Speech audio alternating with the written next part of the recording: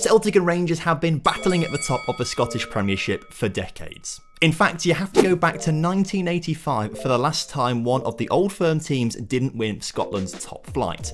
Aberdeen won it with a young manager known as Alex Ferguson, and I wonder what happened to him after he left Aberdeen. There's always some ongoing discourse about whether Celtic and Rangers could actually hack it in the Premier League in England. So today, we're going to put them in the Premier League and see how they get on. I've swapped them with the two teams that came 19th and 20th in the Premier League in real life this past season, so Norwich and Watford are now in the Scottish Premiership. Now, in my opinion, if Celtic and Rangers did move to the Premier League, I think they'd come, in their first season at least, 10th to 15th, sort of that lower mid-table, and then they'd start to build and progress and do better and better as each year went on. Football Manager doesn't think they're going to do that well because they are predicted to come 19th and 20th in the Premier League this season at 700 to 1 and 800 to 1. So let's go a year into the future and see how they get on. And I can tell you, they didn't come 19th and 20th.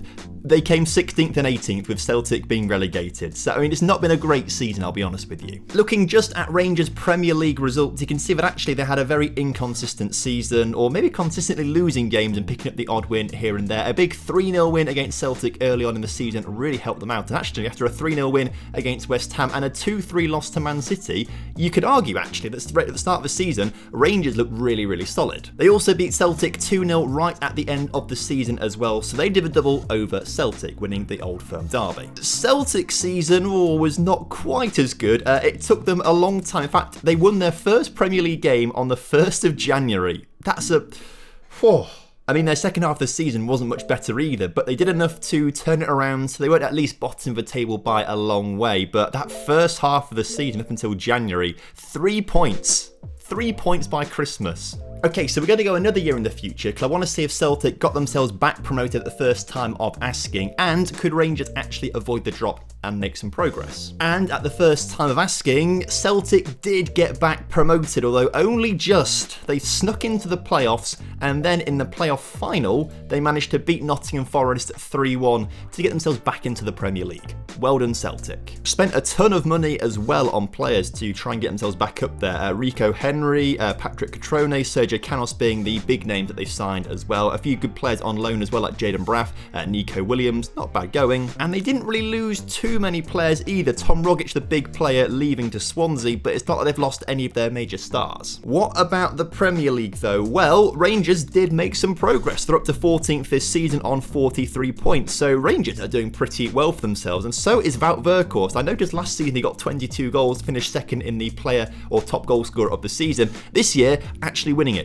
Congrats, Wout. And they've actually added some pretty decent players to their team as well. Sai Benrahma came in from West Ham, Alvaro Fernandez from Huesca, Joel Linton's not a bad signing to be fair, particularly now he's like the best centre midfielder in the world. And I also really like the signing of Musa Wagyu as well, a really good young right back. Okay, well let's jump to season 3. Whilst the game is loading, I just want to say thank you for an incredible June. It was the best month I've ever had on YouTube, and that's all down to you guys watching and enjoying the content. So thank you very much.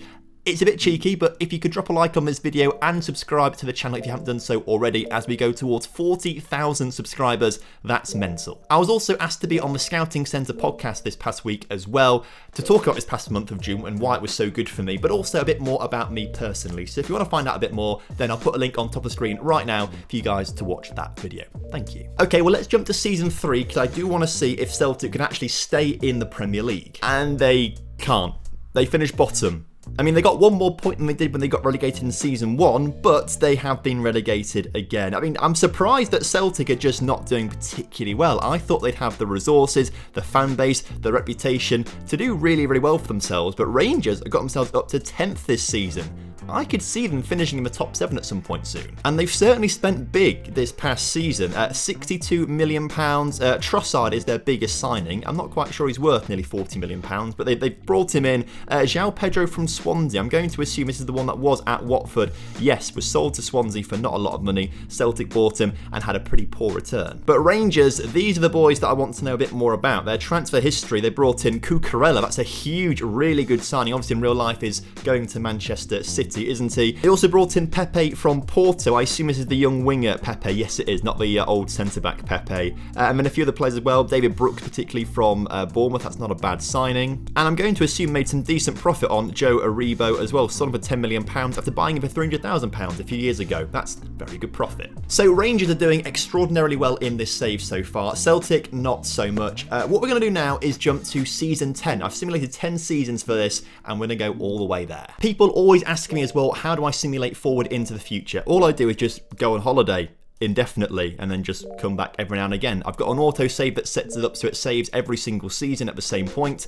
It's easy. My PC is pretty beefy, so it's taken me 3 hours and 21 minutes to simulate these 10 seasons with all of the English and Scottish leagues loaded in. Every season you go further forward into the future, it takes a bit longer to process. So if you're doing something that takes 50 or 100 years in the future, it can take, days to do it sometimes, depending on how many leagues you've got loaded up. Anyway, crucially, are Celtic and Rangers 10 seasons into the future still in the Premier League? Well, Rangers are. Congratulations to them, doing very well on 49 points, finishing 10th. They are established as a pretty decent mid-table Premier League team. Celtic, though, are not here. Oh, Celtic are in the playoff final in the Championship. When's that game taking place? It's taking place literally today, the 31st of May. Well, let's keep pressing continue, shall we?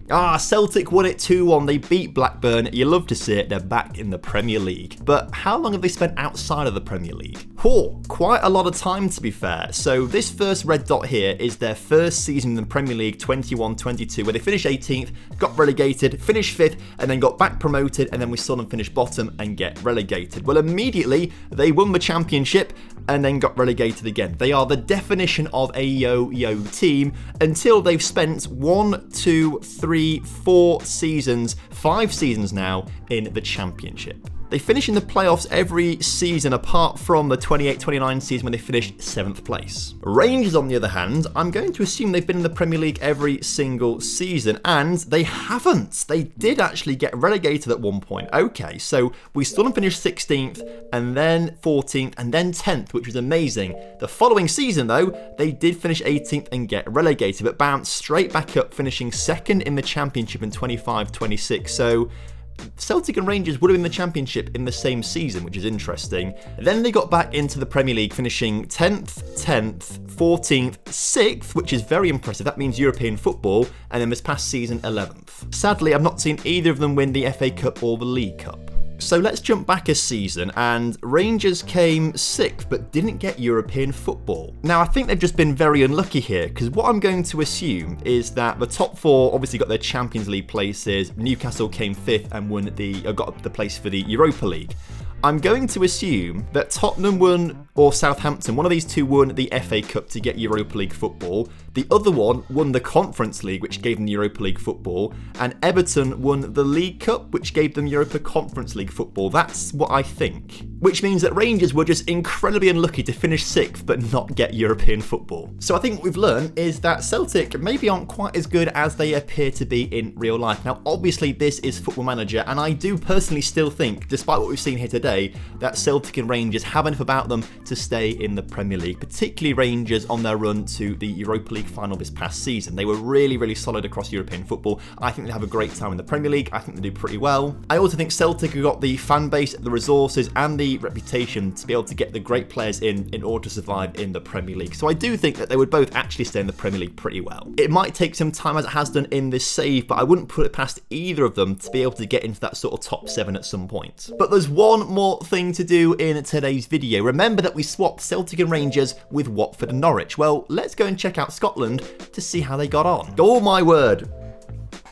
Well, it was a Watford whitewash, or a yellow wash you might want to call it. They've won every single title since the start of this experiment. Norwich actually finished 2nd for 7 years in a row before dropping off to Hibs and Dundee United, so there's just no helping Norwich really. We put them in the Scottish Premiership and they still can't win anything. They really are a tin pot club. Hopefully I've started off some controversy with the Norwich fans in the comment section, but let's be honest, there just aren't many Norwich fans around, are there? In before the comments tell me that because I'm a Lincoln City fan, my opinion is irrelevant. I think what we've seen here today, though, has been really interesting, and I'd love to know what you guys think in the comment section down below, so do let me know, and let me know what other teams you want to see swapped into the Premier League. I'm feeling like we could put the El Clasico teams in there, or a Dortmund or a Bayern Munich, other good teams to see how they'd fare in the Premier League. But thank you very much for watching today's video. Hope you guys have enjoyed it. Until next time, have a good one. Goodbye.